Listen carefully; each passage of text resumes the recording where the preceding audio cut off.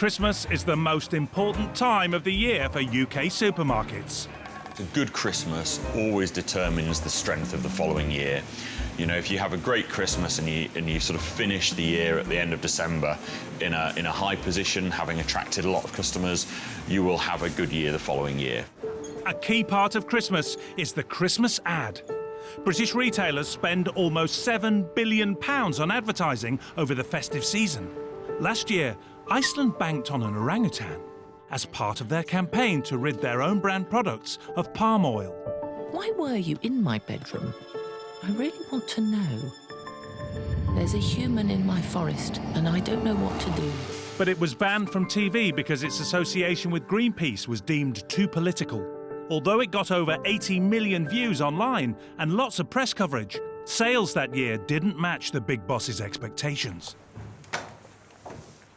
We're not going to be the biggest spender advertising-wise at Christmas, so we have to do something that's going to grab people's attention. The Hush Hush campaign doesn't just involve making an ad. We have to block all the windows out so no one can see into the store to see the content of the Christmas campaign. They're transforming the interiors of their stores into an animated winter wonderland, thanks to some big flappy bits of cardboard. Ryan? Yeah? We definitely opened all packs. I believe so. This is actually a fake shop, built so the bosses can test out ideas of how stores are laid out and will look.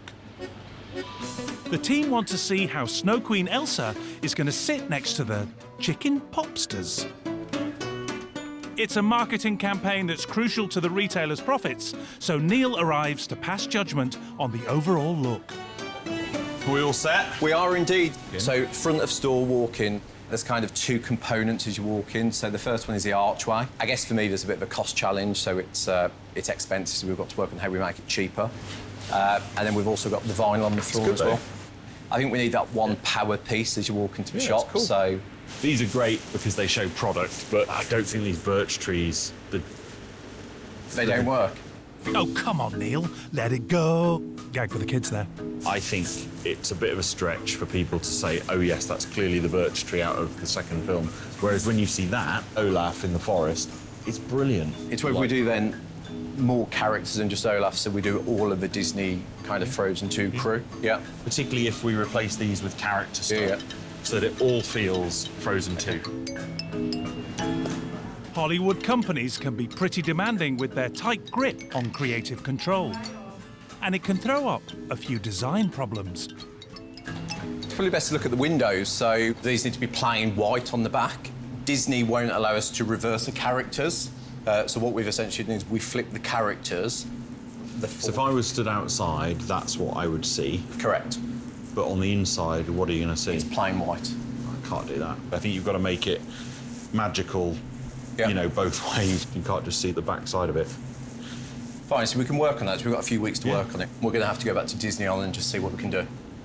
With any partnership, there's always that, you know, constraint that you can't just do what you want, but that's kind of a good thing because otherwise, you know, the Disney assets wouldn't be, you know, as protected and internationally renowned. So, you know, I completely understand it. It's just par for the course. Today's the culmination of probably 14 months of activity building to this, where we're going to be filming our live action for our Christmas adverts. This group of actors are recreating a typical British Christmas day, without the fistfights, drunk aunties, or disappointment when you open your presents. It's got to happen right. We've got to make sure we capture the right stuff. Joe, are you happy with the crudités and things on the table? Is that enough? Yeah, I think it's a good balance, isn't it? No one gets to meet the celebrity cast from the movie here. They'll be added in post, over in Hollywood. We got the light Olaf. Whole Canadian lobster. The claws need to be more clear. We just need a more like talking hands, you know, like... Okay. Yes, Lula, more pincer hands. It's all about the Oh, pincers. perfect. Yes. That one. Yeah. Great. Okay, happy to Spot shoot. on. Thanks, Sophia. Lovely. The footage will now be sent to Hollywood for them to add the CGI. But will it have a special effect on sales? Instead of laying on a massive spread you can't actually eat, Casper and the team are creating an art gallery full of glossy images of their Christmas products to whet journalists' appetites. Is it art or is it food? What do you reckon, Casper? A little bit of both, innit? Whilst the team race against the clock installing the gallery, marketing director Neil Hayes is here to check on how the all-important press event is shaping up. He needs headlines in this week's papers. So description cards and things like that aren't up yet. But if you go around the corner, you'll kind of see the artwork. That looks really cool. Whereas these look cheap, though. Can't we improve them? Naff alert. Neil spotted a rogue sprout. I mean, they are our photography. I don't know if we can. It's not the shot, it's the printing. It's all crinkled, do you know what I mean? It's all wobbly. It just looks like I've put it up in a kid's bedroom. Put them in a different frame. Yeah, they just look a bit naff. Well, let's get down to Habitat, Tottenham Court Road, to see what we can find. Even if we... Measure that bad boy. It's 6:30 p.m. Hope the shops are still open, Casper. And with the nation's press pack breathing down his neck, Neil's getting twitchy. It's just you don't see anything impressive when you walk in. That's what I like about it, though. I think we just do something to make it, you know, a bit more welcoming. I know it's like work in progress, but I just don't want people to think, what the heck is going on? So the new look is going down with the boss like a load of overboiled Brussels sprouts.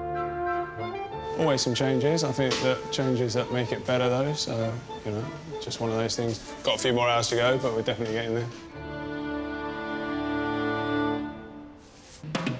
Whilst the gallery team might be on track for opening at 9 o'clock, it's all heating up in the kitchen.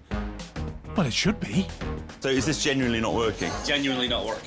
Is somebody going to come and fix it, or We've got someone on it, so we just, for the moment, we're improvising. All right. With Dave's stand-in stove in place, the kitchen team get to work. While upstairs, the team from head office arrive. They aren't here to eat. They're here to schmooze journalists, sell the Christmas range and the stories behind the pictures, to drum up interest and headlines. It's going to be a challenge for newbie buyer Paul. First time speaking to journalists, so look, it'll be OK. Just need to make sure I don't say anything daft. Time for the team to calm any pre-match nerves. Right, here we go. Cheers. Cheers. But as the morning rolls on, journalists slowly start to trickle in. And Paul is in his element.